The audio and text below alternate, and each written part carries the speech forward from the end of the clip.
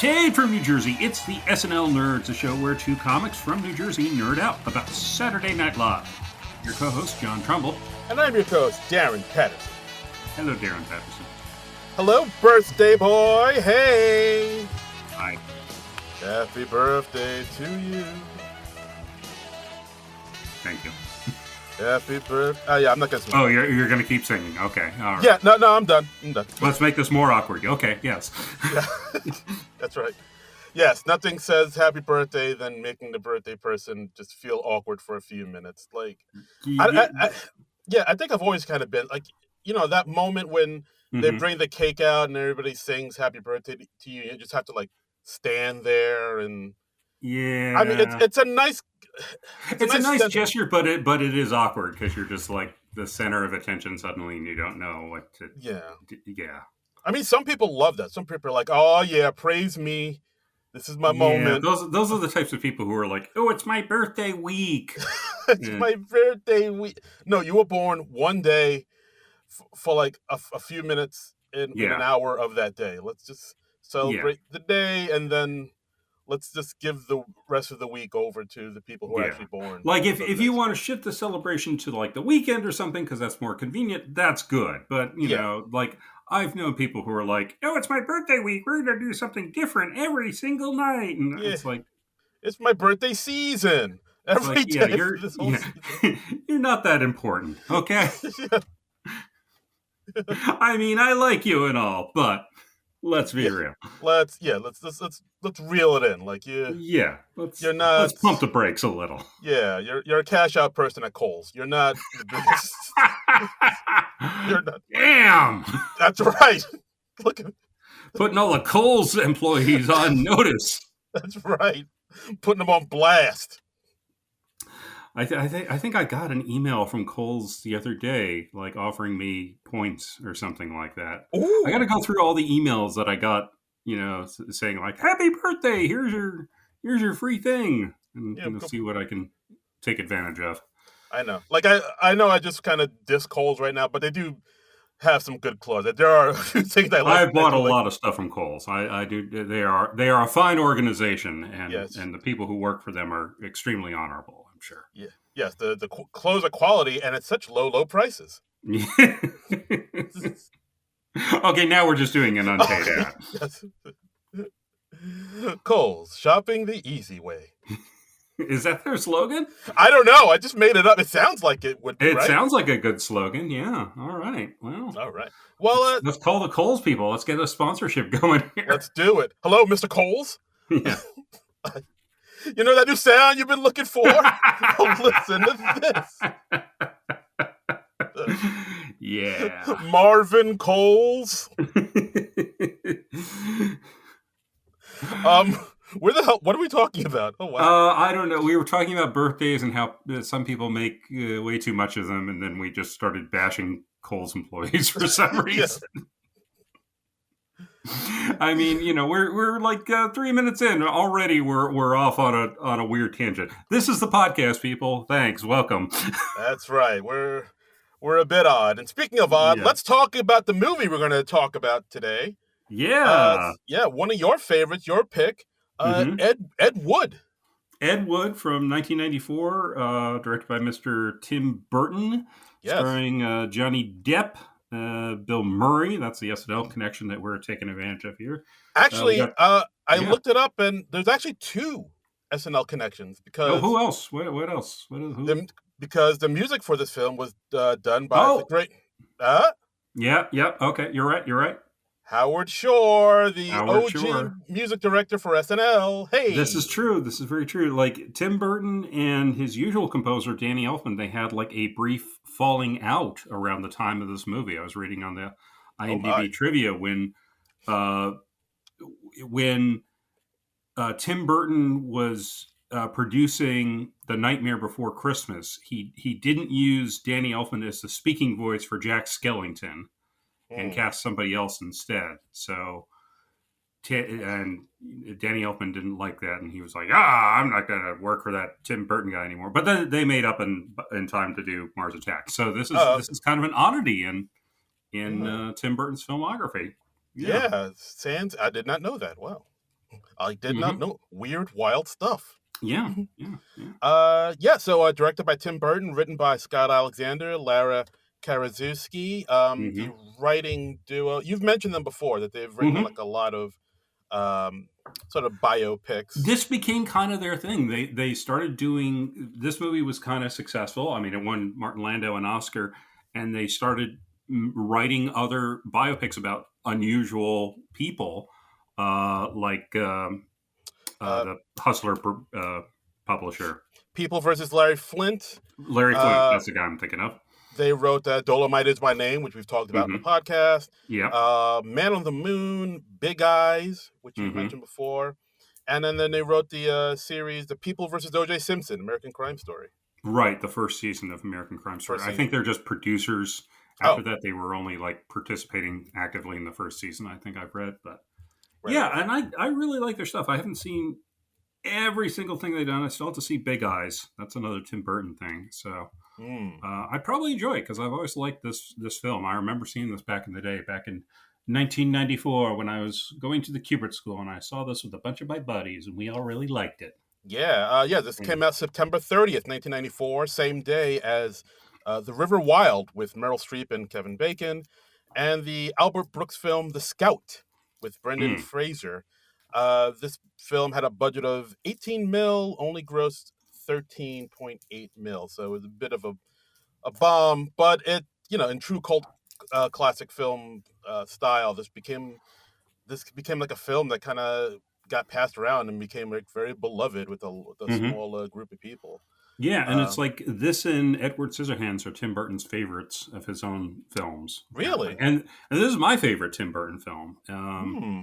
So Yeah, like I had never seen this film before. It was a film I remember it coming out in the theaters, but I just never kind of really.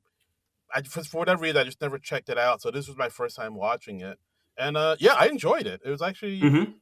a little bit more surprising than I thought it'd be in a few aspects, but I really did. I really did like it quite a bit.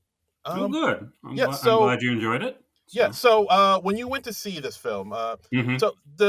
so Ed Wood, were you familiar with him? His I guess his lore. Like, I mean, I I kind of knew about him through Mystery Science Theater 3000 and like the Yeah, way they would talk same, about his same. films. Like, I'd seen like they covered a few of his films on MST3K, like Bride of the Monster, which they cover the making of in this film. So I was pretty familiar with that. And I can't remember if I definitely hadn't seen Glenn or Glenda by this point. I probably had seen Plan 9 from Outer Space. okay. Um, so, and those are the three main films that they cover in this. Those are probably his three most known films. Ed Wood became notable like a couple years after he passed because he was named in some film book like the worst director of all time, and Plan 9 from Outer Space was named the worst film of all time. And that gave it like this kind of cultural cachet. Yeah, it's kind of like the same way I would say maybe like a Tommy Wiseau came Hmm. out when he came out with that film, The Room, Right. and that was Yeah. like, which I've seen, and it's unintentionally hilariously bad. It's like it's Yeah. so bad it's hilarious, but Right. it's not meant to be hilarious. Right. And like I feel like the spirit of that movie kind of was started by these Ed Wood films. Like these films, like they Hmm. were made with a lot of heart and a lot of care, but maybe not a lot of uh, Ability. ability. Yes, that's Yeah. yeah, Yeah, and that's kind of what is appealing about this film, and also about the character of Ed Wood in this film in general, is he's just this relentless optimist. He knows he might. He at one point he's told, "Oh, it's the worst film you ever saw." Well, my next film will be better, and just nothing gets the guy down, um, and it adds a lot of comedy to it. And also, the other unusual thing or interesting thing I should say about Ed Wood was he was also a cross-dresser in the yeah, 1950s. yeah, So, yeah. No, the film makes like really kind of embraces that, like how hmm he does enjoy dressing up in women's clothing. He explains hmm it's because his mom always wanted a girl, so his mom dressed him up yeah, in girls' clothing, and it just kind of stuck. And it's like it's sort of yeah, like his almost like a security blanket to him. Like it actually calms him down and comforts hmm him when he dresses up in women's clothing. Yeah, you see several times in this film when he's kind of stressed, he will go off by himself and he'll just put on a nice Angora sweater and Hey now. yeah, he's very happy. It calms him down and Yeah. So like it's his as happy yeah, so like place. as yeah, exactly. So as such, he does know what it feels like to be like a bit of a misfit, I guess you could say. So Hmm. like he kind of Yeah. surrounds himself with all these other misfits in a Yes. weird way. Like all these people he doesn't judge, and he Hmm. like really kind of takes into his fold and embraces. Yeah, yeah. At one point, like his girlfriend late in the film says, like, "Oh yeah, Eddie doesn't judge people," and he says, "Well, if I did, I wouldn't have any friends." And, yeah, so yeah, I mean, it's a cute movie. It's a comedy. I like. It doesn't really take a lot of cheap shots at the cross dressing. I think. I don't Um, think so. Yeah, like part of me was a little worried about that, where it's like, oh, is this mhm. insensitive? I guess in this day and age, but I don't think it is. It doesn't really No. like they're never like the butt of a joke, or is they're seen as Yeah. like the other or anything like They that. don't It's really present it as, oh, he's dressing up as a woman. Isn't this funny? Ha ha ha ha. The humor comes more out of people's occasional reactions to him when they're not expecting it, yeah, which I think is valid. I mean, yeah, it worked for me, and I think it's aged pretty well. A non cross dressing cis hetero dude. So yeah. maybe there's stuff that's going over my head that's horribly offensive, and I don't know, and I shouldn't be enjoying this film. Yeah, I know. But I mean, I'd like to hear other people's thoughts about it, but I didn't find it like when they talk about the Glenn or Glenda film, and mhm, he works at in the opening we see that Ed works at this studio, like he works on mhm. the lot, and he hears that somebody bought the rights to this man's story who's about to have a sex change, Christine and what? Jorgensen, who was a real Yes, person, yeah, yes, yes, who I yes. think was the first successful sex change operation. So that Oh, was in the news, and there was like this cheapy movie producer who was making a movie tie-in. It was supposed to be like the Christine Jorgensen story called "I Changed My Sex," and Ed pitches himself. He's like, "I'm more qualified than anyone to make this movie," and he like confesses to this schlock movie producer. He's like, "Well, I like to dress up in women's clothes," so he says, "So I know what it's like to live with a secret and worry what people are going to think of you." Um, right. Yeah, but so. then the producer tells him like, look, I'm not looking for a movie like a director that has like a vision and Mhm. passion. I want somebody that'll work cheap and quick. That's Yeah, all I can I like. need this movie made in 4 days. I don't care Four- what's in it. Just give me 7 reels that I can release. I was like, Uh, wow, that's the yeah, industry for you. And and I will yeah, say, like, I like the intro to this movie quite a bit. hmm, Like, of course, we zoom in on a spooky house, and of course, we see the way it starts is kind of interesting because it has, we see like Jeffrey Jones coming out of a coffin, and he talks directly hmm, to camera, and he's like sort of the narrator who yeah. introduces It's the show. very similar to the intro that Criswell, Jeffrey Jones's character, gives at the beginning of Plan 9 from Outer Space. Oh, is that? See, I don't know. Did I see all of? It's been a while since I've seen Plan 9, so like maybe I didn't. Yeah, Un- there maybe like a few things that were referenced in this film that maybe kind of went over my head that like were hmm, probably nods to other movies or things that yeah, maybe I yeah, didn't get. But then after that, like then they do the intro and they show like everybody's names on these tombstones that look like all practical effects hmm, and whatnot. It looked pretty yeah, cool, I will say. yeah. Yeah, I really dug it. And it's nice score from Howard Shore. That just lots of theremin and bongos and There, stuff, and it just yeah, yeah, it puts you theremin, in the baby. era. Yeah, Yeah, yeah, theremin and bongos. I mean that's the sauce. That's a secret sauce Oh, right there. what a wonderful phrase. Love it. So yeah, so Ed Wood, he's like just kind of a gopher at the studio, but he's looking to break into the movie business. He's got a friend at the studio who's like showing him all the stock footage, and Ed Wood's like, I bet I could make a great film just from this stock footage. And it's these completely unrelated things. There's like an octopus underwater, there's like cattle, there's like military There's soldiers like loading up artillery, and Yeah. Ed's like, I can make a movie out of all this, weaving this all together. It's like, you can? Yeah. It doesn't look like anything. But yeah, like we're introduced to Ed Wood. He's like this kind of, he really loves working in films, and he has a passion. Like we open up on him with his play, the first play he's directed. Yeah. And it's like really kind of rundown theater. We see Rufus leaking. They've got pots sitting in there in the audience to catch like the raindrops. Yeah, like 5 people in the audience. One of them's asleep. We see Bill Murray as Bunny Breckenridge, who's a friend of Ed's and who's an actor. Yeah. And we see that they're... And he's talking throughout the film about going to Mexico to get his own sex change operation going. But yeah, that's too. He apparently keeps chickening out. Right. Yeah, I thought that was interesting. It's an interesting role for Bill Murray. It doesn't seem like a very Bill Murray-esque role at all, which is... He's camping it up a little bit, but it's very interesting. Yeah. Yeah, like, like usually when you think of Bill Murray, you think, some, slick, fast-talking, confident, wise guy, but like he's definitely going in a different direction with this one, which I thought was interesting. Showed like another side of him. Yeah. And we also see Dolores, played by Sarah Jessica Parker, who's Ed Wood's girlfriend. And then, like, after this performance... And she doesn't know that Ed enjoys the cross-dressing. She does not know. It to her over the course of the film. Yeah. She doesn't understand why she can't find some of her sweaters and why they're all stretched out. But she does not know that, the man in her life is wearing her clothes. Nope. It's a deep, dark secret as the film starts out.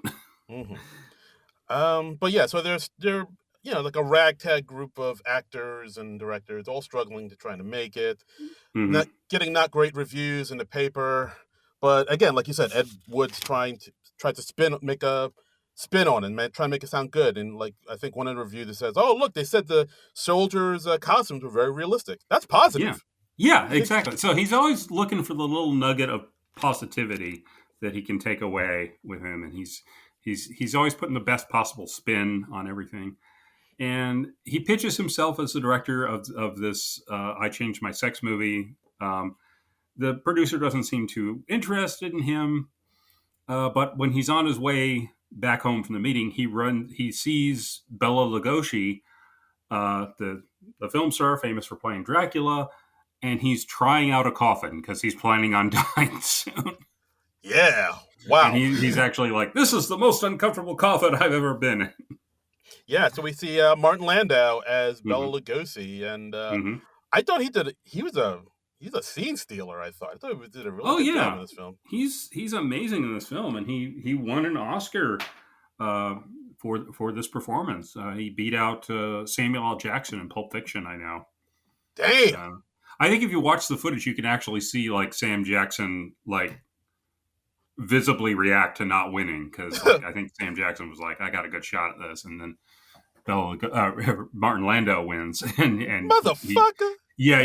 I think you either see him saying shit or motherfucker. Did he really? I think he said shit. Yeah, I mean they didn't have audio, but I think you see him going shit unmistakably. Motherfucker would have been more in character with Samuel Jackson. Yeah, well, it was 1994. His brand wasn't as developed back then, I suppose. So it's like, what can I say when I'm upset? Shit. Yeah. No, motherfucker. Yes. Yeah. Motherfucker. But I mean, Landau's so damn good in this film, and the makeup is so damn good.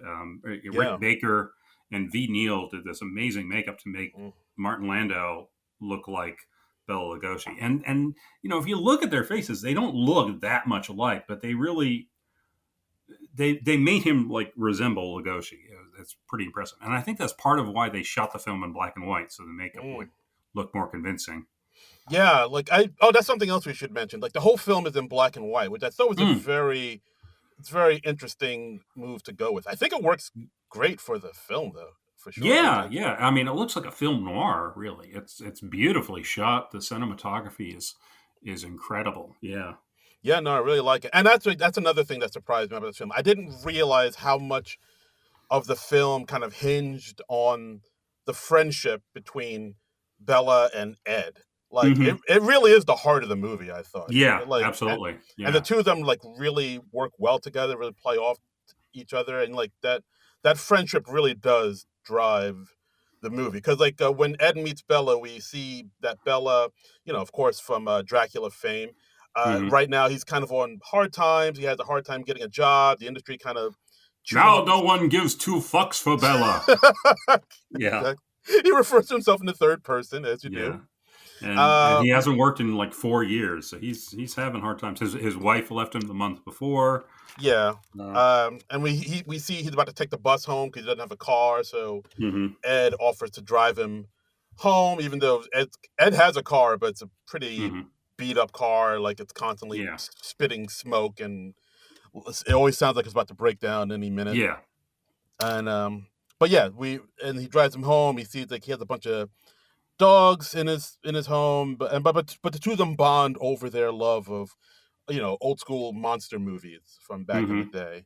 Yeah. And yeah, then Ed asked him to take him out to lunch, and like the two of them strike a very cool friendship. And I think it's because of that. That's where Ed gets the idea to go back to the producer and tell him, hey, if you let me direct this, I changed my sex film. I can get the great Bella Lugosi will be in this film, and of course, Yeah.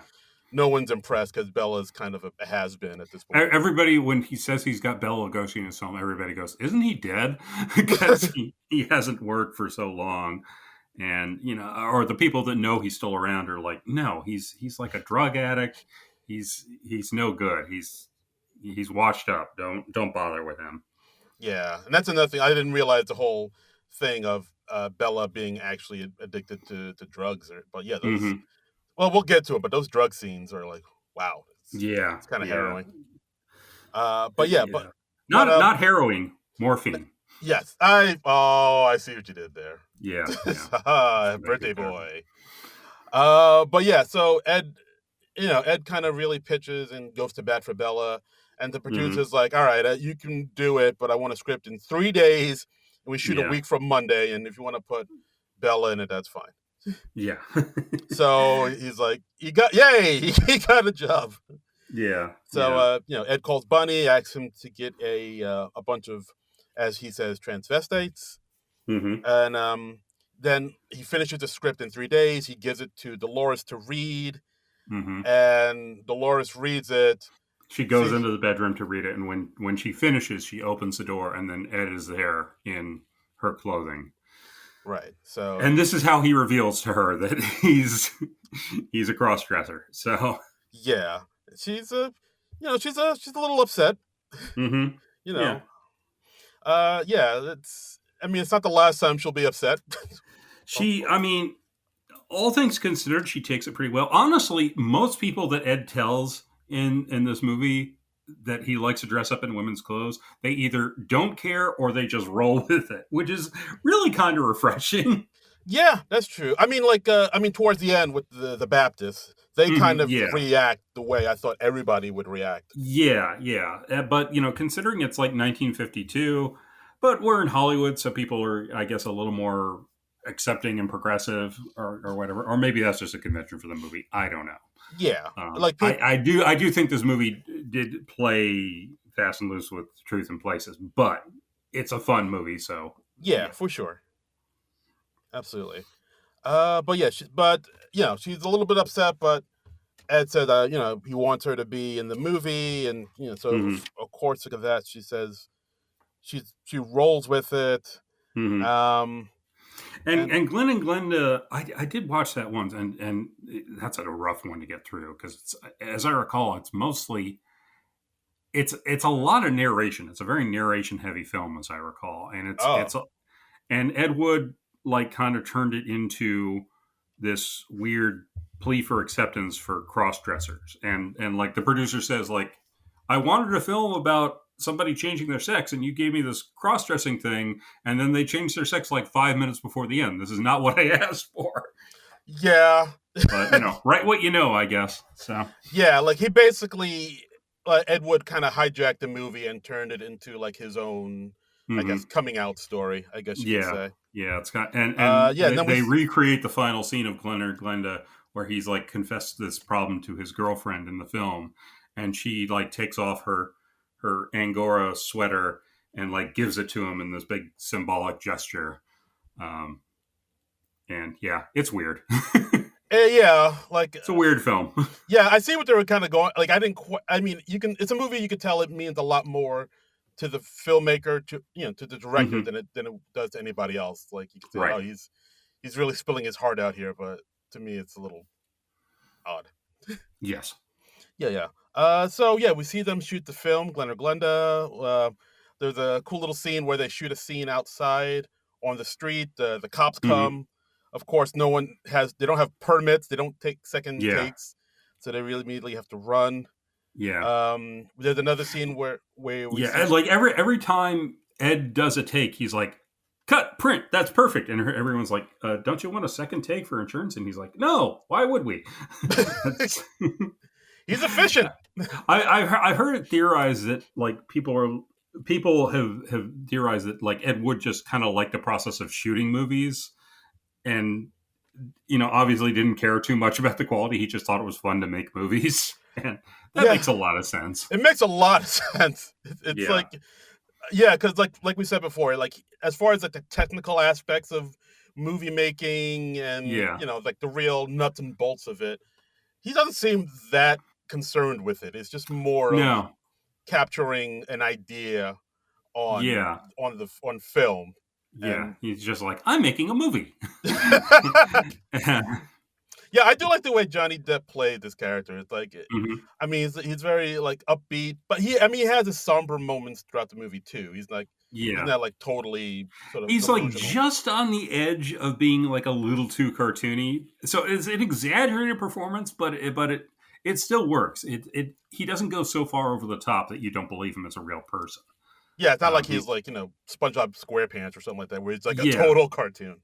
he's just an eccentric person, and Johnny Depp always has like really odd combos of inspirations for his parts, and for this one, he was inspired by the blind optimism of Ronald Reagan, the enthusiasm of the Tin Man from The Wizard of Oz, and Casey Kasem. What the fuck?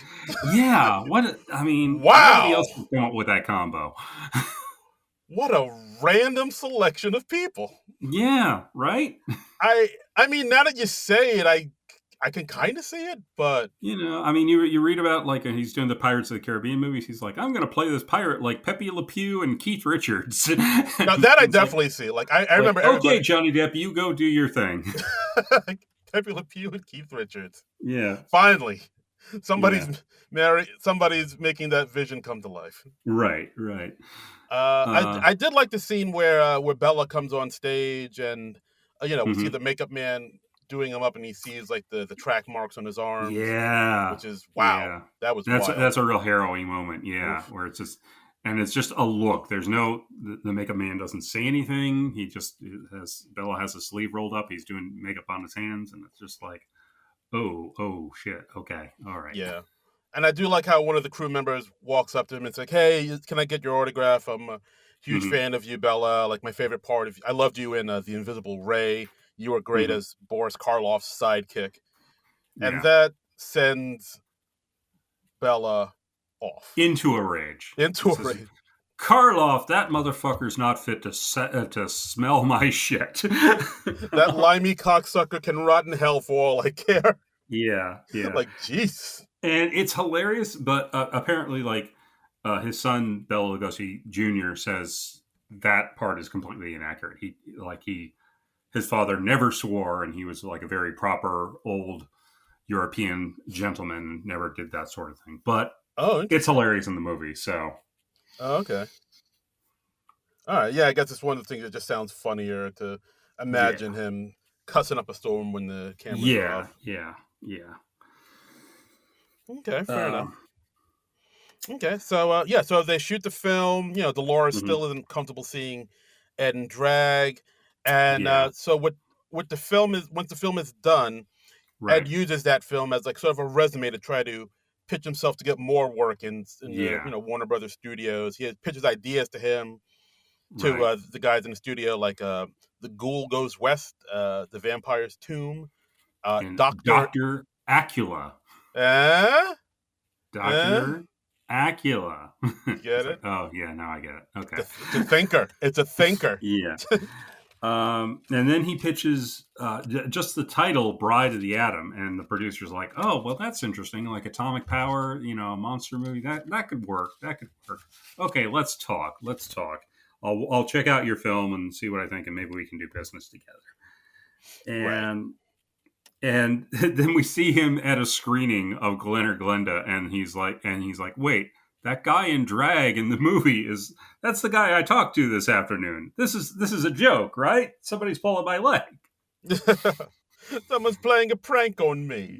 Yeah. And meanwhile, Ed finds out that Glenn or Glenda is actually only running in Alabama, Indiana, Missouri. His producer's pissed at him because he made a piece of crap, and it's not the piece of crap that he wanted. So I wanted different crap. Yeah. So he's gonna he's not gonna work for that first producer again. Yeah. So like he's just hustling, trying to get something happening. He's at a wrestling match with Dolores and Bunny. Bunny tells him that he's definitely going to go to Mexico with his partner, and he's going to get the sex change. But we see that Ed is fascinated with Tor Johnson, one of the wrestlers. Yeah. And he's played in this movie by a real wrestler, George the Animal Steele. And, yes. Yeah, I mean, he looks incredibly like Tor Johnson in this film. Good casting there. Yeah, and he Ed Wood goes backstage to pitch the movie to Tor Johnson. He's like, well, you'd be playing a monster, but you save the day at the end. You get the girl, and Tor Johnson's like, yeah, that sounds pretty good. He's like Swedish or Hungarian or something like that. I forget which. Okay. Oh, that's where the voice. His voice is like that. That makes sense. Oh, okay. Yeah. Okay. So yes. No, Bella's Hungarian. Yeah, Tor Johnson was Swedish. That's it. Got it. Okay. Cool. Foreigners in this movie. Oh my god. That's right. Coming over here, taking our jobs. Yeah. But then we get into like one of the harrowing scenes I was talking about, where Bella calls Ed over in the middle of the night, and we see Ed goes into his house, and he finds him on the floor with a needle, and he's been shooting up morphine with the Demerol chaser, and just crying because he's broke, and like I don't know, like I was like, wow, this is. Because, like, I mean, if you watch the trailer, you think it's just going to be like the sort of campy, silly movie, but then lighthearted thing, but then it hits you with some hard shit like this, where it's like, wow, it's a lot. So like we see where what fuels Ed's drive to get a movie made, because he really does care about his friend Bella that the industry seems to have discarded. So we see that friendship between the two of them really start to, strengthen and tighten. And we see that, no one will give him money to make a movie. So Dolores gives him the idea to like, oh, maybe you can, raise the money yourself. This is, of course, before GoFundMe. So like he's on the, like, so he's on the phone talking to people, trying to get investors, telling people that he knows Bela Lugosi. Doesn't really. No, he's very much alive. Everybody thinks he's dead. It's a great running joke in the movie. But then we see Ed getting Bella a job on this variety show. Yeah, where we have to dress up as Dracula, and he does this kind of shtick with this comedian. But then the comedian kind of ad-libs some stuff and goes off script. And that and it throws Bella. He's just like very confused. He's trying to stick to his script, which he had a tough enough time learning. Because he's an old guy. He's on the morphine. He's not in the best of shape. Best of shape. Yeah, and then the host is like, I don't know what I'm going to do with this guy.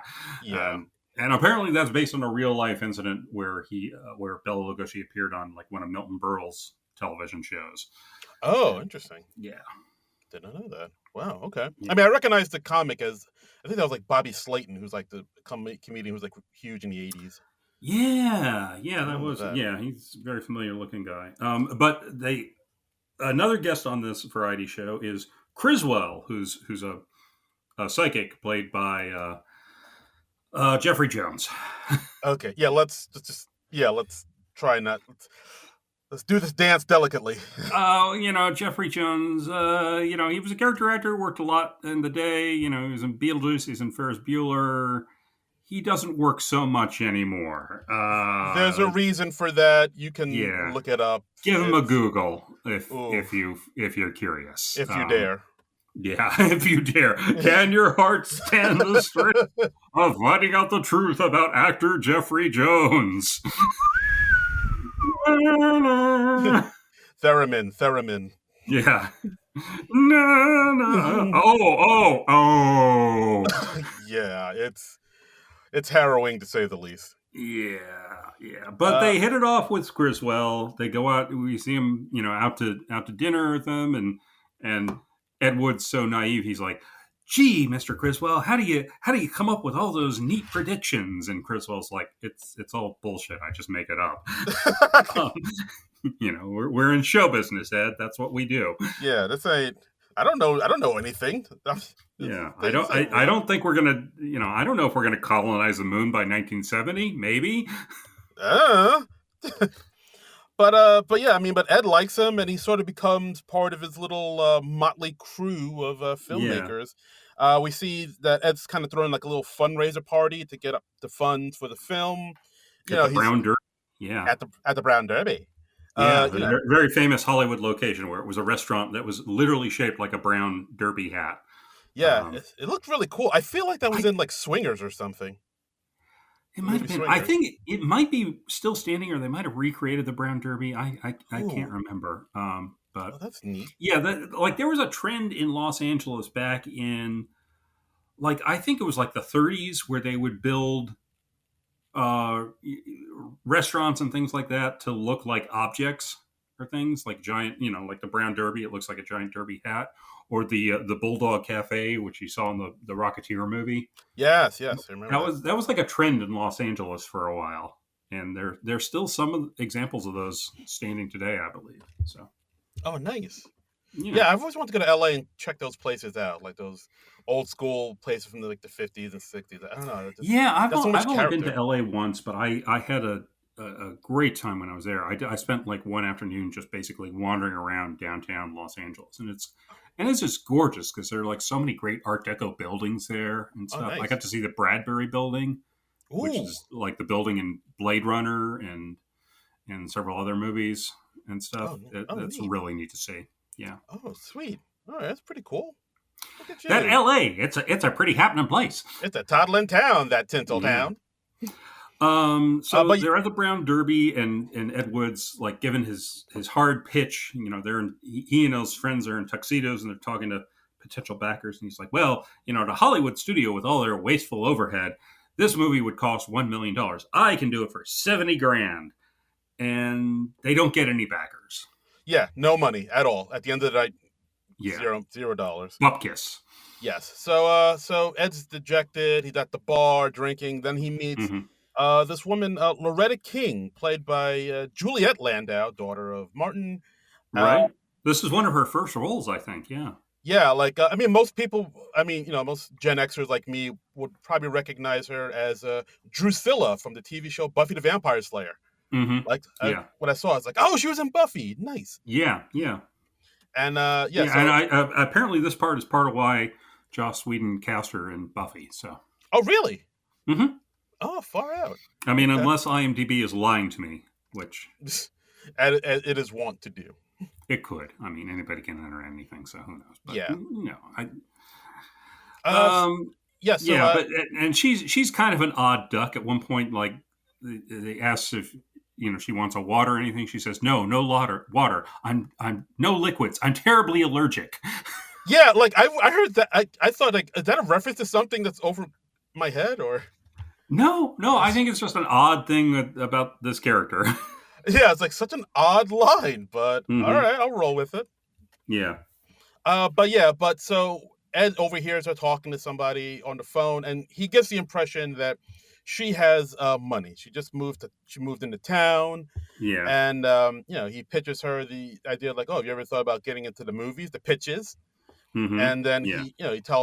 he gives her a script, tells her Mm-hmm. how much he would need, like 60,000. 60,000. He's knocked another 10 grand off the budget. Yeah, She's like, "Oh, that sounds very reasonable." And yeah. yeah, So so he thinks she's this big time like heiress with heiress, lots of money, and he's like, "Oh, my ship has come in." And as she's and looking for the script, she says like, "Oh, well, have you ever have you cast the movie yet? I think I would like to be an actress, and this Janet Lawton looks like a really interesting part. That's clearly the part to play." And Ed's in a bit of a pickle because this is a part that he wrote for his girlfriend Dolores Fuller. yeah, it's like the So lead. yeah, yeah, And so, of course, being in a bind, he's like, yeah, you could play that, sure. You, sure, you yeah, got you yeah. got And money, then right? yeah, cut to Dolores like throwing dishes at Ed because she's so angry that she's not getting the part that was promised for her and written for her. So Yeah, she does not take it well. she does not take it well. She like knocks him out with a frying pan like they're in a Warner Brothers cartoon. Yes. It even makes a little clunk sound effect when it hits his head. I expected like little Tweety birds to flying around his head. Yes, yes. Like real Roger Rabbit style. Right. So they start making the movie Bride of the Atom, and they're just starting shooting, and then the guy who owns the stage comes in and he's like, "Hey, Wood, your check bounced. I need the money." And Ed goes up to Loretta. Loretta, Julie Lando's character, and he's like, "Well, the guy who owns the stage needs the money, so." And she's like, "Oh, well, you better pay him then." And he's like, "Yeah, I thought I was getting that from you." And she's like, "No, Ed, I gave you all the money I have in the world, $300." and he's like, "Hey, okay." That was hilarious. Like, Yeah, because like, yeah, you're like Ed. You were kind of under the impression she had the money.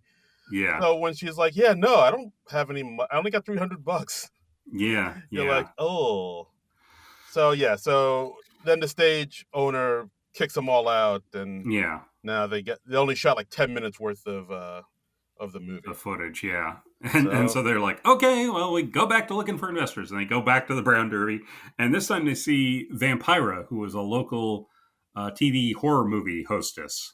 yeah, Uh, like a pre Elvira kind yeah, of yeah. thing. She actually, like, in the 80s, she sued Elvira for stealing her act. And I think the case was thrown out or she lost the case or something like that. But Yeah. it's very similar. She's like in this long, slinky black dress, sort of like Morticia. Yes. Long hair Oh. and all that, and we see her out at the Brown Derby. She's with her friends with a bunch of beatniks.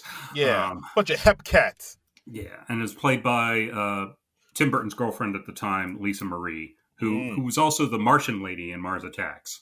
Yeah. I noticed she was in a few other Tim Burton joints. I think she was also in Yeah, Sleepy Hollow, if I'm not mistaken. yeah, well. and she's in.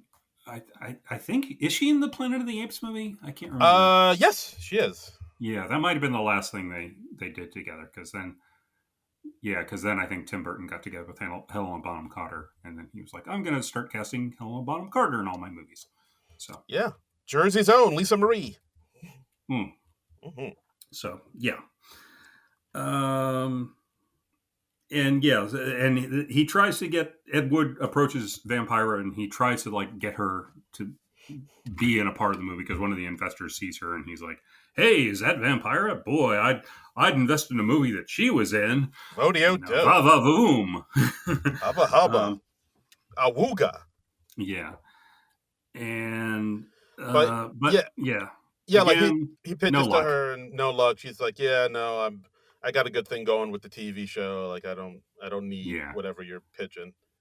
yeah, So the backers party makes no money. So Ed's persistent. I will give him that. Like he's yeah, just he does not stop. So he goes to I guess this guy that owns like a butcher yeah. business, meat Yeah, business. and it's played by Rance Howard, Ron Howard, and Clint Howard's dad. Oh, I did not know So that. and I believe he was a director in his own right. And at first I was thinking, like, is that Slim Pickens? He looks a lot like Slim Pickens, but no, it's Rance Howard. I looked it up. Very, very slim, very slim. And he's like, well, I'll back this movie of yours on two conditions. One, it ends with a big explosion, and two, if my son stars in it. And of course, Ed's like, sure, let's do it. Yeah, he's backed up to the wall again, so he's like, yeah, sure, I'll put this guy who's never acted before in my movie. Why not? What's the worst that could happen? Yeah. He does whatever it takes to get this movie made. I will say that, like, including stealing a giant fake octopus from the studio. Yeah. They steal this mechanical octopus that's like suspended in the rafters, and they steal it in the dead of night so that it can shoot with it. But they forget to steal the motor that operates it. So when they come time to shoot with it, they're shooting the climax of the movie where Bela Lugosi's mad scientist character is in underwater with the octopus. They like put him in this little fake lagoon, like, Gilligan's Island type lagoon, and he's like, Bella, just move around. It'll look like you're fighting the octopus. And you see Bella like actually like physically grabbing the tentacles and tossing them around, and it looks horrible naturally. And Bella's like, I'm not up to night shoots. I don't have the energy for this anymore. I'm old. And they let him nap in the car, and then he gets a nip of whiskey, and then he's like, all right, let's shoot this fucker. Yeah, absolutely. So but yeah, I will commend him, Ed, on that. Like, he does what it takes to get the thing done. Like, and you do, and it is inspiring in a perverse sort of way. Yeah, it is, and there are moments where you see kind of the vision that Ed sees, like at the scene where he writes Bella like a whole new speech to say that, home, I have no home. Right. And like he gets Bella to do it, and it is genuinely a very good scene. So like, Bella like reads it, and he's like, Eddie, this will be a pleasure to say, and it's sort of like playing on Bela Lugosi's feelings about being an expatriate from Hungary. I nearly said Hungaria. Hungary. His home country, Hungary. That country that definitely exists. Hungary. He's Hungarianese. Because he's Hungarian. So therefore he is from Hungary. It makes sense. I am a grown-ass man. Canadians are from Canada. Hey, it all makes sense. They're from Canada, yeah. Canadians are from Canada, and Hungarians are from Hungary. Yeah. What's the problem? So they finish the movie. They have a rap party, and everybody's kind of getting into the spirit of it. Ed comes out in drag, and he's doing like a Dance of the Seven Veils type of thing. Yeah, and we also see he does it with, because we learn earlier in the movie that his front teeth aren't his. He lost them because he was in World War II. He lost them. I lost my choppers in the war. Yeah, lost my pearlies in the war. Yeah. So he doesn't have front teeth, and but yeah, everybody's having a good time. The party is at, I guess, like the meat packing plant or the factory, and there's a mariachi band playing. Who apparently Bunny brought them back from Mexico when he went down to Mexico. Didn't end up getting the sex change operation, but he's like, but these men saved my life. And like, Bill Murray's giving the speech, and I'm half thinking Bill Murray's probably improvising this. Yeah, because he said when he was in Mexico, they got into a car accident. His partner was killed. Their luggage was stolen, and it turned out the doctor was a quack. Yeah, I was like, this is. Yeah. But these kind of want to hear this story. Saved my life. Yeah. But so he brought a mariachi band back from Mexico with him, as you do. Yes. But yeah, just a interesting pairing of misfits, this whole party. Yeah. And it's, and I think this is the point where Dolores reaches her breaking point, because she, after seeing Ed, doing a belly dance with the veils, she just bursts out saying, "You people are insane. You're wasting your life making shit. These movies are terrible." Yeah, she was she arrives on set like in kind of a mood because there's already this other woman in what was supposed to be her part, and she's like feuding and going back and forth, and she just has a bit part in this, and then she's just like and yeah, she yells at everyone, she storms out, and then she says like, "Look, Eddie, I was sticking it out to the end of the movie, but the movie's done," and she breaks up with him. Yeah, I mean, it kind of was inevitable. Like throughout the Mm-hmm. movie, you can see more and more she was never comfortable with this whole world that Ed created, and Yeah, I mean, of course, the fact that like she got screwed over for her role is yeah, played a huge part in it. But like, she was never comfortable with Ed and like all of Ed. So yes, like the fact that she's leaving at this point, it's like, yeah, this feels like it was bound to happen. It's a long time coming. yeah, yeah. Meanwhile, the I should just note, and just in the interest of accuracy, the real life Dolores Fuller, who was still alive when this movie came out, she said that the main reason she left Ed Wood was because of his alcoholism, which this Oh, movie really downplays. so, yeah, like I mean, he so Ed does do a lot of drinking throughout this movie, but no more yeah, than the average person. I thought yeah, not it's no more than the average person in 1952 Hollywood. yeah, liquid lunch. Come on, man. Yeah. um. So yeah. So Ed's kind of down. His girlfriend's left him. He's made another movie, but he's lonely. We see him. He picks up the phone to ask Vampira out, and she's kind of confused at first. She's like, I thought you were. Does she say fairy? I think she calls him a fairy. No, she says Oh, she says the other F's. Oh, okay. she says it. Uh, She says it, okay. and he says, "No, I'm just a transvestite." Yeah, I blocked that out. And Yeah, it's amazing like how it's like a struggle for him to tell somebody at the beginning of this film, but now it's like everybody in his life knows. So yeah, I thought that was interesting. He's like way more open. I guess because like he sees mhm. it's not that big a deal with a Yeah. certain sect of people. Yeah, I So guess it just got easier for him, or yeah, we don't need a million coming out scenes in the movie. Um I'm but coming but out. but she like turns him down, and she's like, "Well, you're not really my type, but hey, let's keep in touch." Um so it's a polite turn down, I suppose. Yeah, Yeah. that's true. And then he gets another call from Bella asking for Mhm. help. Ed goes to his house, and it's even more uh dire this time because we see Yeah. he has a gun in his hand, says he's gonna kill himself because the government's not Mhm. giving him unemployment anymore. Yeah, and he can't Yeah, make his rent without it, and yeah, he tries to talk Eddie into committing suicide with him. yeah, exactly. Uh, Like a Romeo and Juliet type of thing, and yeah, uh, suicide pact. yeah, it's like wow. And Yeah, but Eddie's able to talk him down. Bella apologizes, and then Ed takes him into rehab.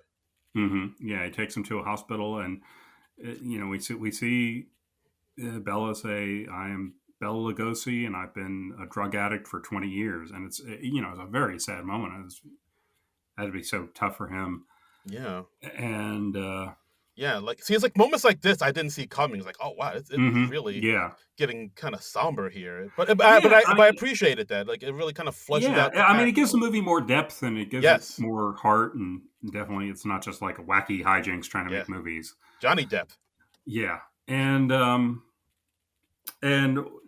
Ed is of course visiting the hospital every day. He meets this woman in the waiting room, Kathy. Kathy.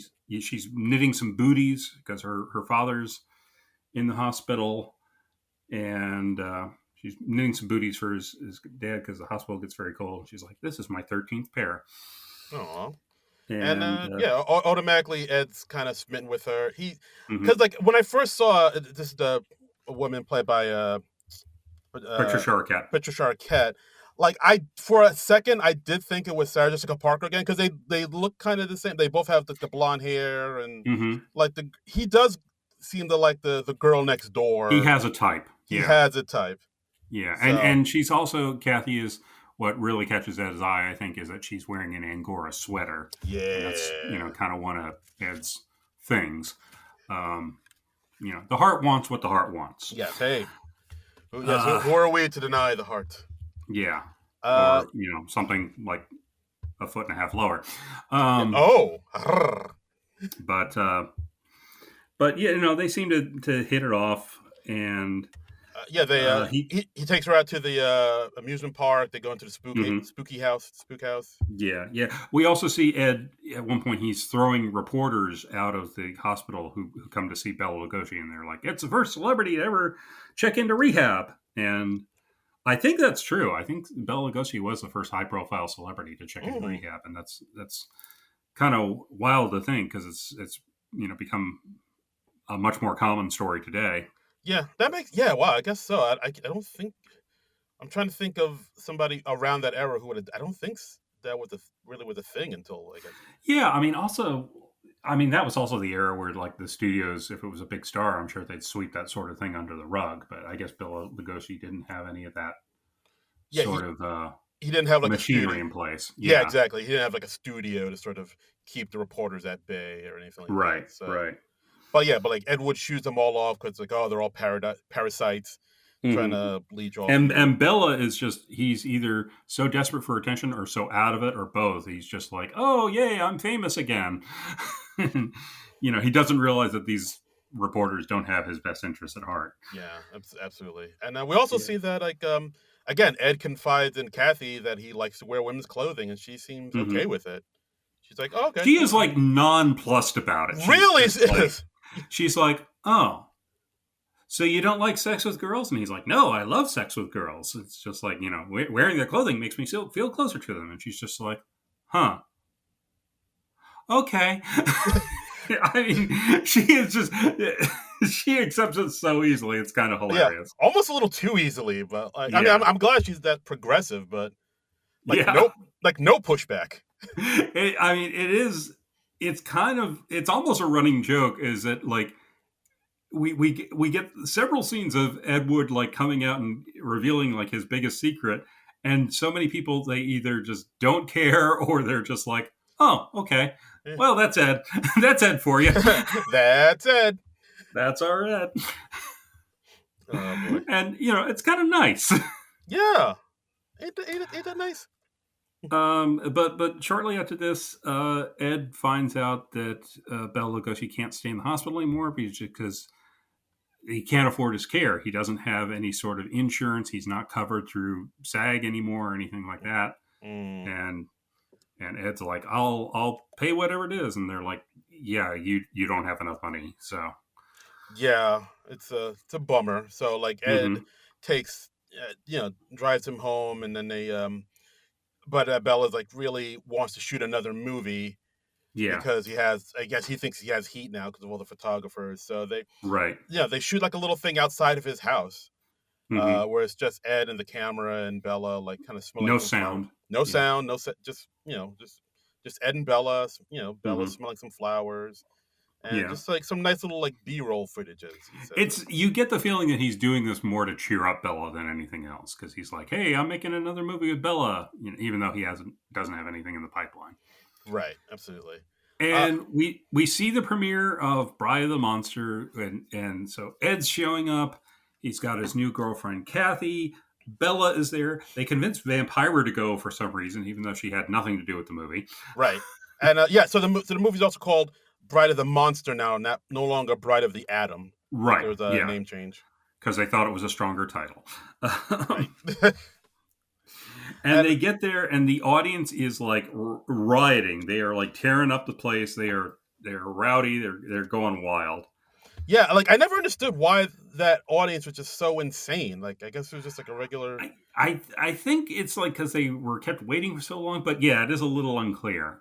Yeah, they're just going nuts. Yeah, They're, like and like as the cast make their way down the aisle, like a mhm. lot of the people in the audience try to grab them. They try to grope. They don't try to. They do grope like Yeah, a little vampire. kid comes up and like just grabs Yeah, Vampira right on her chest. Tor Johnson is in full costume and he can't really see because he's wearing these contact lenses. yeah. It They gets kind put of the lights out Yeah, and it gets yeah. kind of dangerous for them at some point. Hmm. To the point where they're like, yeah, maybe we should leave. We got to get out of here.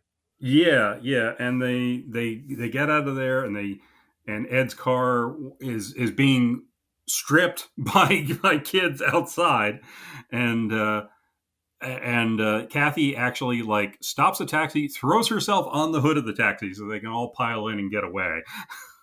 Wow. It's it's wild. It is. And as they're pulling away, Bella just goes, "Now that was a premiere." So wild, that scene. Yeah. Insane.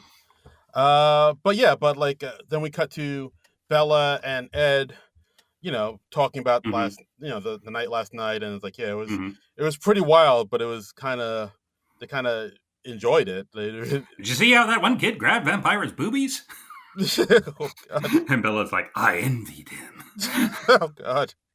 And Bella is stopped. There are some passerbys who recognize him, and they're like, "Oh gosh, Bela Lugosi, you're great," and he's like being appreciated by the public again, which is nice to see.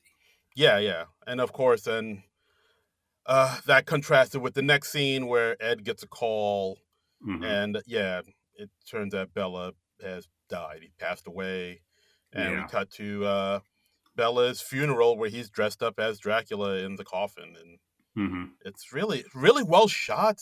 Really somber. Ed doesn't say any lines through this whole sequence. Like as they lower the coffin in the ground, it's like really, like again, this movie had a lot more depth in it than I thought it would. Yeah. And so Ed's at another low point. The main star of his movies has passed away. He doesn't have any prospects, and his landlord knocks on the door, and he's like, "Mr. Wood, you've bounced your third rent check," And Ed's like, "Oh, my accountant must have transferred the wrong funds," or he's like, "Let me write you another check." Right. So the landlord goes into his apartment. He sees that Bella's dogs are there, so Ed took the dogs. And then the landlord sees all the movie posters around his apartment, and we also see like it's kind of a running thing, but like Ed has a real love for Orson Welles. He's like an idol of his. Yeah. So he's got a Citizen Kane poster. He's got a Dracula poster. And he's like, "Oh, I see you're in the motion picture business. My church group wants to make some films about the 12 apostles, but we only have enough money for one film. We can't make the other 11. And it's like, well, what you do is you produce a popular film in a proven genre, and you use the profits for that. You turn it around, and then you'll have enough money to make your film about the all 12 apostles." And he's like, "You can do that?" Sure like, can. "Oh yes, of course." And cut to Ed and all his entourage getting baptized at the Baptist Church of Beverly Hills. Yeah. So they're all in like the white choir robes, and they're all going into a swimming pool to get baptized. And so we've got Ed. We've got Tor Johnson. We've got Vampire. We've got Bunny. And Bill Murray has a great thing when they're like taking him into the pool, and we see him just like dip his toe into the water, and he's still fully clothed. Yeah. So he's dipping his shoe into the water to check the temperature. And it's like, "Oh, do you not renounce Satan in all his ways?" And Bunny's just like, "Sure." It's a very funny performance by Bill Murray. Yeah, and it's just so wild how Ed is able to talk all of these people into doing something like this. Because we also see Vampira gets fired from her TV job because I guess the network was kind of folding under pressure from certain groups of people. And, just the fear of Thank God that never happens in today's media landscape.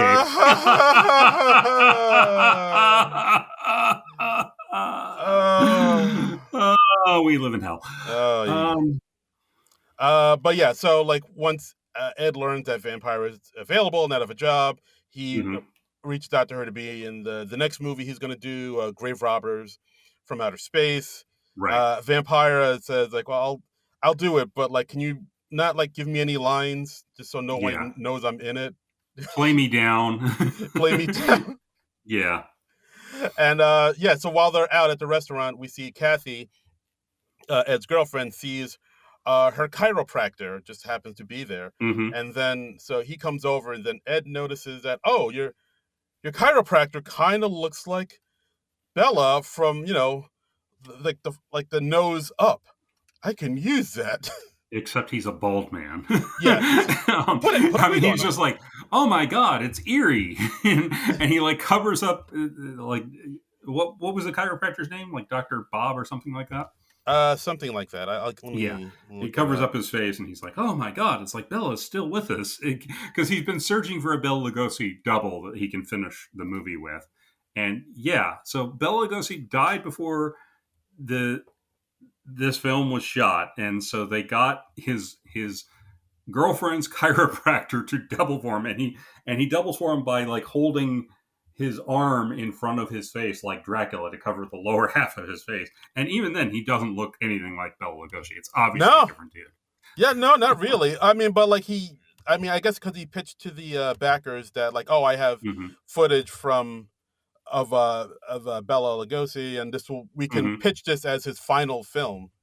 Which I mean, he Yes. does have footage, but it's like Yeah. B-roll. Like it doesn't play Yeah. that huge a It's part in silent the. footage, and yeah.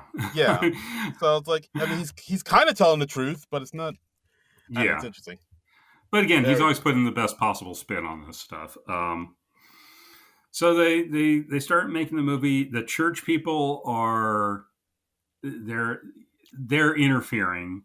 They're like, well, we don't know about the title "Grave Robbers from Outer Space." We find digging up consecrated ground that to be sacrilegious. We and, they're just driving Ed nuts, and they introduce him to like the leader of their choir, and they're like, he's going to be the leading man, and Ed's like, what?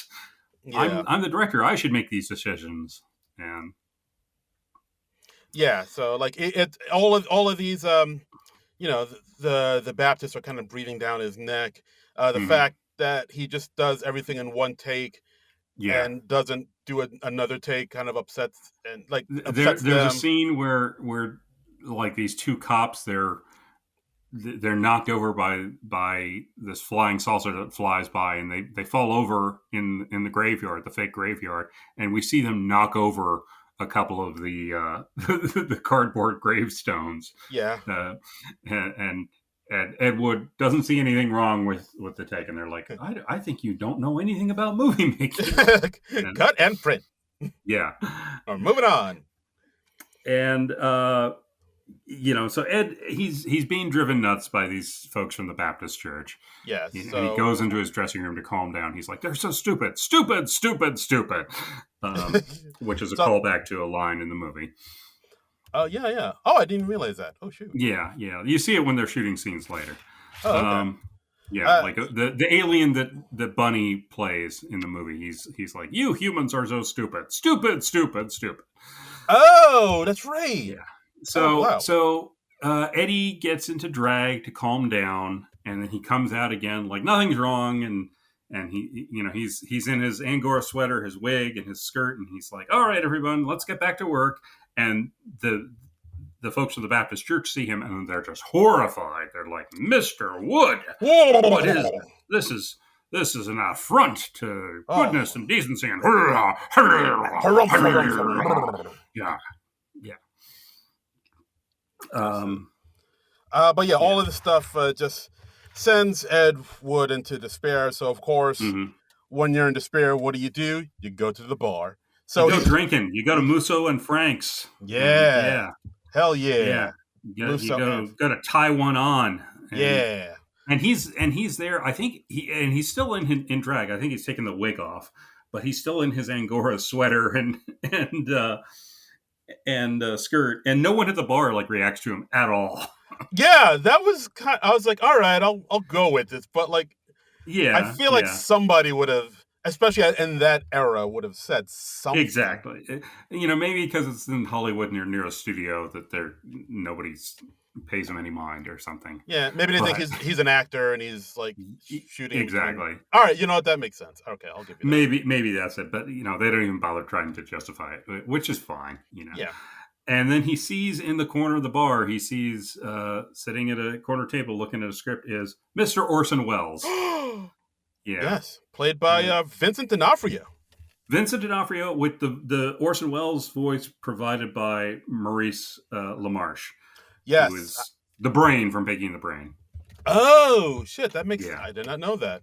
He's kind of famous for his Orson Welles impression, and yeah, he can do that. That old Orson Welles tape where Welles is recording the commercial voiceover, and he starts Oh, criticizing the script oh yeah, and he gets like and all all. drunk and he's like all Yeah, belligerent. and Maurice LaMarche, he can do that monologue from memory.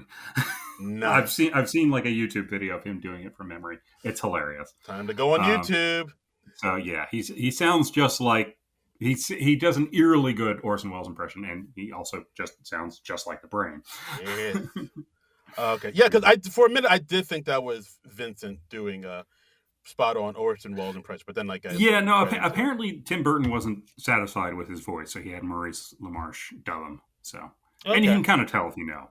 Okay. But they get to talking and they find out that their problems aren't so different. Like Orson Welles, he has problems getting financing for his movies. He has producers interfering with his movies and or producers. He's like Ed Wood goes. Yeah. Have you ever had a producer take away the final cut from you? And Orson Welles is like, I hate it when they do that. Ooh, that's good. Yeah, and he's like, in this new movie I'm about to do, they want Charlton Heston to play a Mexican, which is of course Touch of Evil, which is one of Orson Welles' most famous films. And if you haven't seen Touch of Evil, go rent Touch of Evil. Check out Touch of Evil. It's an incredible film, one of the greatest film noirs ever made. I will do that. Done. Yeah, I don't think. I haven't seen it. Like as far as Orson Welles films, I don't think I've seen too many. I actually saw Citizen Kane in high school because it was assigned to me like for a high school class I was taking, and I was like, yeah. I was very impressed by it. Citizen Kane is great. That's an amazing seminal film. Touch of Evil is another one of his great films. What else? I'm blanking on. Okay, But yeah, he's made a lot of great films. There's a film, Lady from Shanghai is another one of my favorites of his. He did that with Rita Hayworth, who he was married to at the time. Ooh, okay. And yeah, War of the World. Well, that's not a film. Let me see. No, yeah, that was the radio broadcast he did. Okay. That was before even Citizen Kane. That was in like '38, I think. Okay. But yeah, I mean, the two of them really kind of bond over the hassles and headaches of making a film. And I think Ed's even said to him, like, is it all worth it? And he says, yeah, it is when it works. Yeah. And he says, and he gives Ed a bit of advice. He says, visions are worth fighting for. Why spend your life making someone else's dreams? Which is really nice. Really nice. I was like, oh shit, that's a gem right there, my friend. Yeah, right? Absolutely. Right? So Ed goes back to the set. He's re-energized, and he tells the folks from the church, he's like, look, we're going to make this movie, but we're going to make it my way. That's the way it's got to be. And we see him just plowing ahead at this movie that we know as the audience is going to eventually be named the worst film of all time. Right. And we're seeing, cheesy things like the set of an airline cockpit is like a wall with a door and a curtain and two chairs in front. He's like, where's the airplane cockpit set? You're standing in it. Yeah, and he just has this like all this confidence, and this movie is going forward. We see, of course, the homemade flying saucers set on fire. Right. Made out of paper plates, painted silver, and wow. Yeah, over like a cheesy miniature of the Hollywood sign, and they're like lighting them on fire with like a lighter, and then stringing them along with fishing poles. It's kind of hilarious, and we see Tor Johnson trying to rise up as a zombie, but he can't quite get out of the gravestone. So like Ed Wood sends a couple of the other guys in to help him out. Which is that's still in the movie, right? I don't think that's actually in the movie, but it's kind of hilarious. He cut that out? What? Yeah. It's been a while since I've seen Plan 9. I don't think we actually see that, but okay. But yeah, like so through it all, he perseveres and he finishes making this movie, which he does change the title to Plan 9 from Outer Space because he does like a little bit better. And then it's like, that actually is a good title. and and then they have the movie premiere. Him and Kathy drive up in the rain in his beat up, his convertible. Convertible. Of course, the roof thing isn't working on his convertible, so he just leaves it open in the rain. Yeah. And then they go into a packed theater, and like everybody's applauding him and cheering for him, and he runs up to the stage and says, "This one is for Bella." Yeah. And then like it's just him watching this movie that he's made, and it's like Yeah, and the movie unspools, and when we see Ed, he's just smiling ear to ear. He's just like, "This is the one. This is the one they'll remember me for," and and like people seem to like the film. I believe this is completely fictionalized. I don't think Plan 9 had any sort of gala premiere like this, but it gives them a nice climax for the movie. So yeah. And he gets outside, and it's still raining. But Ed's on such a high from the premiere, he proposes to Kathy. He says, "We'll drive to Vegas, and we'll get married there. We'll dry off on the road." Yeah, and and then the two of them get in the car full of water and rain, just riding this high off of this film that they finally got made, and then they drive off, and then we get the epilogue, basically saying what happened in the future to everybody. We learned Ed passed away in '78 at the age of 54. He never got like the mainstream recognition or success he was looking for. Right, but like 2 years after he passed, he was recognized as the worst director of all time, which ironically gave him the notability that eventually led to this film. And then they talk about what happened to Dolores and Bunny and everybody else, and then Dolores wrote a couple songs for Elvis Presley. Kathy was with Ed until he died. She never remarried. Bunny never got his sex change operation. What else? Bela Lugosi did not rise from the dead. What? Shocker. Yeah. Vampira sued Elvira. What happened to Tor Johnson? He made a few more films, I think they said. Yeah, and then he passed away in the 70s. Yeah. If I'm not mistaken. So. And I mean, I kind of wish the ending was a little bit stronger, but overall, I enjoyed this movie quite a bit. I thought it was really really good. It really works. And apparently like the writers Scott Alexander and Larry Kaza. Oh, I always screw up his name if it's not in front of me. Larry Kazaruski. Oh, because hold on. But they'd wanted to make a film about Ed Wood for years, and they'd try to get it off the ground. And like when the script found its way to Tim Burton, he was just like, "Yeah, this is my next movie. I'm not going to make any changes, no rewrites," which is pretty exceptional in Hollywood. I think it's especially for as director as hot as Tim Burton was at the time, and I think that's why it's Tim Burton's best movie, because it's a really solid story. It's a good screenplay, and he had the sense to change anything with it.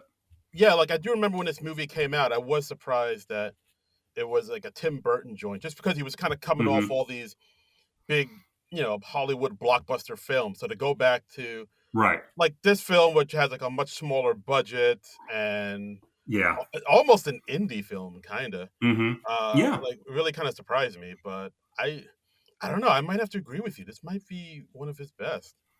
Yeah, it's definitely my favorite of his films. I'm very, I'm very hit and miss on Tim Burton. Some of his films I love, others I really dislike. I mean, and I just got kind of sick of his aesthetic in general. Yeah, I mean, it's almost like would you say it's like almost like a Wes Anderson thing, where he has this certain aesthetic that he always goes to, like to the point that it almost becomes like a parody of itself, like a cliche. Yeah, I would say. And, hey, if you're into that, that's great. If you enjoy Tim Burton movies, that's more power to you. I'm just not horribly into them. Although I do still want to see Big Eyes. I want to see that. And A Big Fish is an incredible film. I haven't seen that one in years, but I love that one when I saw it. Yeah, I mean, it seems like the ones that are like beloved are the ones the ones that he first came out with, like the original ideas, like Edward Scissorhands, Beetlejuice. But then he kind of got into this. But then again, I mean, Batman. That's I guess that's the exception. Yeah. But like then he got into this lane where it's like all of his. Yeah, Batman did pretty well. Yeah, I think that did all right. Yeah. But then like he kind of did this thing where it's like all of his movies were just kind of rehashes of old stuff, like Sleepy Hollow and Alice in Wonderland and Planet of the Apes. Yeah, and it's just like where's the original he just stuff? kind of Tim Burtonizes everything. Yeah, it's like where's the original stuff, man? Where's the original idea? But the The backstory of this film I find really interesting is because the writers they did a couple of these movies, the Problem Child movies, which are Yes. like these comedies about this bratty kid, and those I think. Well, I guess the first one had to do okay because they did make a sequel to it, but those were like savaged by the critics. People were like, "Oh, this is horrible. This is one of the worst things ever." And I think that kind of inspired them. And they were like, "Well, let's do a movie about the worst director ever," you know. Yeah. And their take on Ed Wood was, "Well, he was trying. Doesn't that count for something?" So Yeah. No, I mean, it's really interesting because like technically the movies aren't great. they're, mhm. they're like Yeah, technically they're not well done, but I think what this biopic does, it just yeah, sort of really shows like the heart he has when he goes into this thing. And I mean, I think it's because of that really kind of maybe did inspire a lot of future filmmakers. Like you could say maybe John hmm Waters was really inspired by oh Ed yeah, Wood and what yeah, he did. Like, but John Waters is a better filmmaker. But yeah. like, I mean, well, John Waters just loves camp, and yeah, yeah, and like people enjoy Ed Wood's movies. Ironically, some people enjoy them sincerely, but there is a charm to them yes, because partly because they are so ineptly made, and yeah, yeah, they're not technically good, but they do have a lot of heart and a lot of charm, and that hmm that's got to count for something. yeah, yeah, I'd say. yeah. And So I really like that take on it because it is a very upbeat, sort of optimistic take. So yeah, yeah, a little it's bit good trivia. stuff. So this Ooh. film costs more to produce than all of Ed Wood's films put together. Yeah. Uh, Interesting. Let's see what else we got. Okay, yeah, Yeah. as you mentioned, Bela Lugosi didn't curse as much Yeah. as he says. Um, This is interesting. The movie omits any mention of Jailbait, which Ed Wood directed and Dolores Fuller starred in between Glen or Glenda and Bride of the Monster, because Glen or Glenda was 53 and Bride of the Monster was 55. oh, It was a straight interesting. crime movie with no fantasy or science fiction elements. I think they did that one on MST too, if I remember correctly. Mm. They did a few Ed Wood movies. I know they did Bride of the Monster, and I believe they did Plan 9 from Outer Space on Riff Tracks, which is one of the follow up things to MST. Oh, interesting. So, Okay. yeah. And also a fact that the film omits that Vincent Price was at Bela Lugosi's funeral. Oh yeah. I Well, didn't know that. and apparently that was part of how Tim Burton connected to the script because he had a friendship with Vincent Price, who was in Edward Scissorhands Mm. and some other Tim Burton movie that I'm forgetting right now. But like Vincent Price was Tim Burton's horror movie idol, and so it was he responded to the friendship between Ed Wood and Bela Lugosi. So Oh, nice. yeah, Okay. Awesome. So I mean, yeah, Ed Wood. It's a film. I really enjoyed it. I think it is a it's a film. Yes. yeah, no, it's a good film. Like it's about this character. Like I feel like maybe not a lot, still a lot of people may not be familiar with because like hmm I mean the Ed Wood lore is definitely like sort of a only like a niche audience I would say would know about. Like I Yeah. don't think the mainstream is really still haven't caught up to him, but it's definitely worth checking out. Definitely didn't deserve to bomb the way it did. No, I but I feel it mean, did but better. Martin Landau's performance was recognized. He was Yes, nominated for an Oscar, won the Best Supporting Actor Oscar that year, and I think well deserved. absolutely for sure. Yeah. All right, so Yeah. Sorry, Samuel L. Jackson. Don't come kill me. motherfucker. Yeah, so we put the word out about this film on the Blue hmm Sky, and we did hear back from the good people at the I Heart Hater podcast about this, yes. saying this is their favorite Tim Burton film. Depp captures Ed's love of film and is not treated like a joke. While his films are considered failures, Ed Wood actually got them made. This is more than a lot of other directors to this day can say. And happy birthday, John Trumbull. Well, thank you very much. Yeah, Thank you very and of much. course, Ed Wood championed Bela Lugosi to the end of his dying day, which he truly did. hmm He was truly a fan and a friend of Bela, which is yeah Yeah. that was really the heart of this film. I did not expect that. Yeah. It's touching, right? Yeah, it really is. Yeah. It's yeah. I really like this film a lot. I liked it from when I first saw it. I owned it for a number of years, and it's one I like revisiting every once in a while. So yeah, no, solid pick, solid film. Thanks for this, John. Thank you. Well, thank you. I'm glad you enjoyed it. Yeah. And that's our episode, guys. Thanks again for listening to the podcast. As always, you could follow us on the social medias at SNL Nerds. You can hit us up on our Patreon at Non-Productive.com. Go to our YouTube page. Watch this little podcast of ours on the YouTubes. And as always, you could follow me on all the socials at Darren Credible. That's DARIN Credible. And you can follow me on the socials at Trumbull Comic, TRUMBULL, and the word comic. And, follow me over on Letterboxd as well. I'm on there as Trumbull Comic, and I will occasionally write reviews, and you can go there and read them and be like, oh my God, I can't believe how incredibly right his opinion is. This man's a genius. He's a genius. He's unappreciated in his time. He really is. I'm going to build a shrine to him right now. He's the Bela Lugosi of Letterboxd. That's right. With somewhat less morphine addiction. Yes. Somewhat less. Somewhat less, yes. Anyway, what are we doing next week, Darren Patterson? Next week, well, we just talked about it about an hour ago, and I think we're gonna settle on it. I think this is the one. We're gonna settle. We didn't get our first choice, so we're gonna settle on this one. I think this is the one. I think you're gonna love it. We're gonna go to Horrible Bosses. Talking about Horrible Bosses with Jason Bateman and the other Jason Sudeikis. And then breaking the Jason combo, we got what's his face from Always Sunny, Charlie Day, and Jennifer Aniston. Yeah, and the Kevin Spacey. Kevin Spacey and Colin Farrell. And Colin Farrell. Colin Farrell's very funny in this film. Yeah. Yeah, this is like one of the first times where people were like, "Oh, Colin Farrell's kind of funny. He can do comedy." Yeah. Oh, okay. Yeah. So, this is a movie I've enjoyed. I've enjoyed this a lot. I don't think I've ever watched the sequel all the way through. We should watch the sequel too at some point. Maybe if this goes well, we'll do the sequel. Yeah, I don't think I've ever seen the sequel either, as you mentioned. Yeah. I know Chris Pine's in it. I think most that's right. Comes back. All right, so yeah, maybe we'll do that. Yeah, so we got another SNL star. We got Jason Sudeikis this time. We've got another star of the film who's since been revealed to have done horrible things with Kevin Spacey. So that's the other box we're ticking off. That's right. So we got all the requirements in there. It's a horrible man's summer. Yes. Here at the SNL Nerds. Our little horrible person mini film festival. Goodness. We don't plan this. It just happens sometimes. Yes. People do horrible things.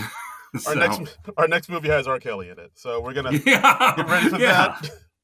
Just some of his home movies. Yes. I'm sure it'll be fine. It'll be fine. After that, Leonard Part 6. So get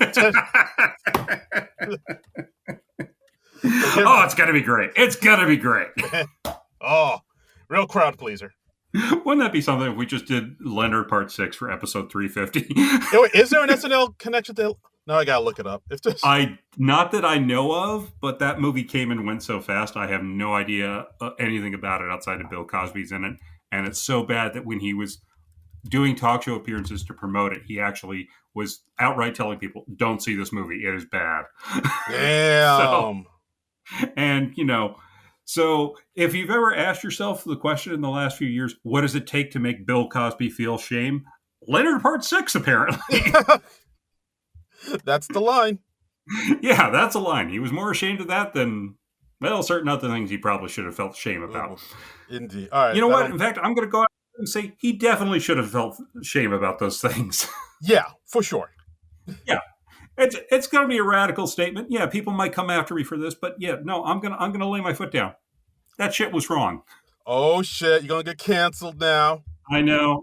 Yeah, come at me, cancel culture.